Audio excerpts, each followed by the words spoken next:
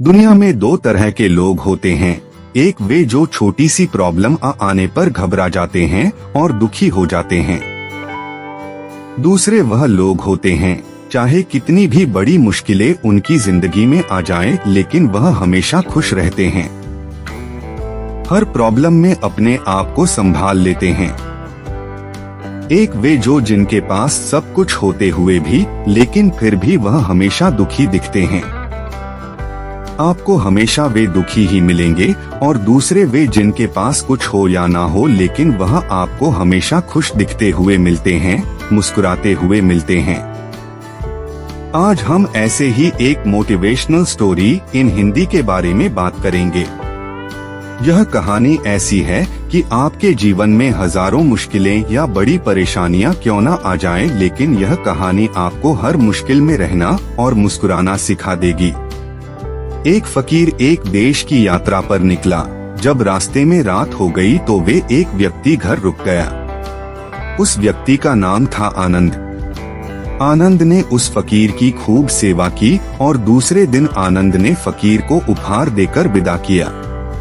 वह फकीर आनंद की सेवा से बहुत खुश हो गया और दुआएं देने लगा कि हे भगवान, आनंद को हमेशा खुश रखना और वह हमेशा दिन प्रतिदिन आगे बढ़ता ही रहे। इस बात पर आनंद हंसने लगा और फकीर से आनंद बोला, हे फकीर, जो है वह भी अब नहीं रहने वाला।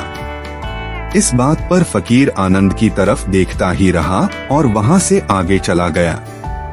कुछ साल बाद फिर फकीर आनंद के घर आया और देखा सारा धन और सारी संपत्ति सब कुछ चला गया है। आनंद एक गांव के ही बड़े जमींदार के यहाँ नौकरी कर रहा है। वह फकीर आनंद से मिलने के लिए वहां चला गया। आनंद ने उस अभाव में ही उस फकीर का स्वागत किया और झोपड़ी में ही फटी चटाई पर ही बैठाया। उसके पास खाने के लिए जो रूखी सुख रोटी थी वह खाने के लिए फकीर को दे दिया। जब फकीर वहां से जाने लगा तो उसके आंख में आंसू था और फकीर कहने लगा, हे भगवान, तुमने यह क्या किया? तो आनंद फिर हंसा और कहने लगाया, अरे फकीर, तू क्यों दुखी हो रहा है? ईश्वर हमें जिस हाल में भी रखे हमें हमेशा खुश रहना चाहिए, उसे धन्यवाद देना चाहिए। समय सदा बदलता रहता है और इतना ही नहीं, यह भी नहीं रहने वाला है। इस पर फकीर सोचने लगा कि मैं तो केवल वेश से ही फकीर हूँ, लेकिन सच्चा फकीर तो तुम हो आनंद। कुछ साल बाद फकीर फिर से यात्रा पर निकला और आनंद से मिला और देखा तो देखता ही रह गया, क्योंकि सब कुछ बदल चुका था। आनंद अब जमींदारों का जमींदार बन चुका था। उसे मालूम हुआ आनंद जिस जमींदार के यहाँ नौकरी कर रहा था उसकी कोई संतान नहीं थी और अपनी सारी संपत्ति और जायदाद आनंद को दे दी। फकीर बहुत खुश हो गया और आनंद से कहा, अच्छा हुआ वह जमाना गुजर गया, भगवान करे अब तुम ऐसा ही बना रहो। यह सुनकर आनंद फिर हंसने लगा और कहने लगा, फकीर, अभी भी तेरी नादानी बनी हुई है। फकीर ने फिर आनंद से पूछा, क्या यह भी नहीं रहने वाला? तो आनंद ने उत्तर दिया, हाँ, या तो यह चला जाएगा या फिर इसको अपना मानने वाला ही चला जाएगा। यहाँ पर कुछ भी रहने वाला है ही नहीं। अगर कोई चीज शाश्वत है तो वह है हमारी आत्मा, वह है हमारी मन की शांति, वह है हमारे मन का सुकून, और बाकी जो कुछ भी है वह हमेशा रह ही नहीं सकता। फकीर ने आनंद की बातों को बहुत ही ध्यान से सुना और वापस चला गया। जो होता है उसे स्वीकार करो।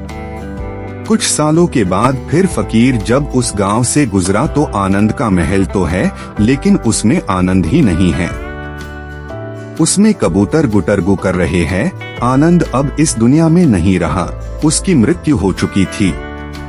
वह फकीर मन ही मन सोचने लगा कि यह एक इंसान जिंदगी भर कितना दौड़ता रहता है और रोता रहता है, दुखी होता रहता है। जिन चीजों के लिए इंसान तड़पता रहता है, दुखी होता रहता है, वास्तव में वह चीज जो हमेशा रहने वाली है ही नहीं, वे सारी चीजें बदलने वाली है। यह कहानी यह शिक्षा देती है कि हमारे जिंदगी में जब भी कोई मुश्किल, तकलीफ या दुख आए तो हमें यह सोचना चाहिए कि जिंदगी में इससे पहले मुश्किलें या उलझने आई तो क्या वे हमेशा रुकी रही। जैसे सारी मुश्किलें आकर चली गई वैसे ही यह भी मुश्किल चली जाएगी। यह भी हमेशा रहने वाली नहीं है। तो आप हमेशा याद रखिए कि जिंदगी में कितना भी बड़ा दुख क्यों न हो वह हमेशा रहने वाली नहीं है। ये दुख भी चले जाएंगे। एक बार अकबर ने बीरबल से कहा कि बीरबल आज कुछ ऐसा लिखो कि जब मैं खुशी में पढ़ूं तो दुख और जब दुख में पढ़ूं तो खुशी हो। तो बीरबल ने लिखा, यह वक्त भी बीत जाएगा। ये एक ऐसा वाक्य है, जब इसे खुशी में पढ़ेंगे तो दुख होगा और दुख में पढ़ेंगे तो खुशी होगा। मुझे उम्मीद है कि आप सभी को आज का यह कहानी बहुत पसंद आया होगा। यदि पसंद आया हो तो कृपया आप इस कहानी को सबके साथ में शेयर जरूर करें। बहुत बहुत धन्यवाद।